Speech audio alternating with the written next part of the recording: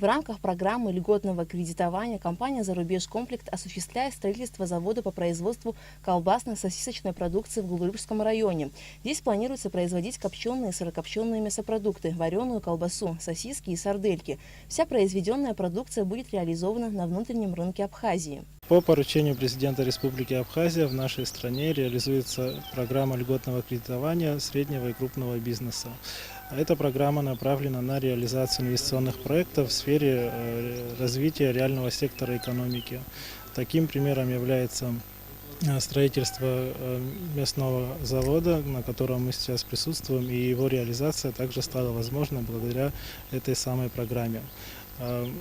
Здесь стоит отметить, что деятельность завода будет ориентирована в первую очередь на местный рынок Абхазии, поэтому для нас это имеет наибольший интерес, потому что у нас отсутствует предприятие такого характера, и это будет первый завод, который займет свою нишу на нашем рынке. Благодаря реализации этого инвестиционного проекта будет создано до 34 рабочих мест. Производственная мощность предприятия за одну смену будет составлять 5000 кг готовой продукции, из которой 45% вареная колбаса, 25% копченые и сырокопченые мясопродукты, а сосиски и сардельки составят 30%.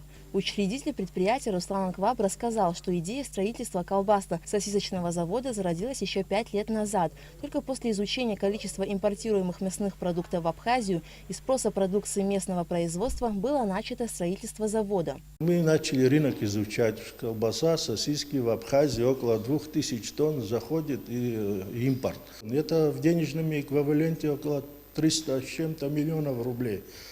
Потому что это рынок как бы свободный для абхазского бизнеса. И мы занимались, значит, вот сколько магазинчиков и самых гастрономов начали изучать. Ну, мы изучили эту тему, и неплохо изучили. Так начали работать.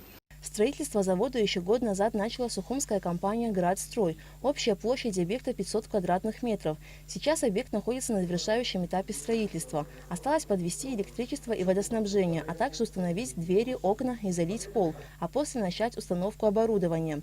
Общая стоимость проекта по строительству завода по производству колбасно-сосисочной продукции составляет около 55 миллионов рублей. Кредит предоставлен Московским инвестиционным агентством сроком на 5 лет. Из этой суммы освоено уже более 52 миллионов рублей. Запустить предприятие планируется в августе текущего года.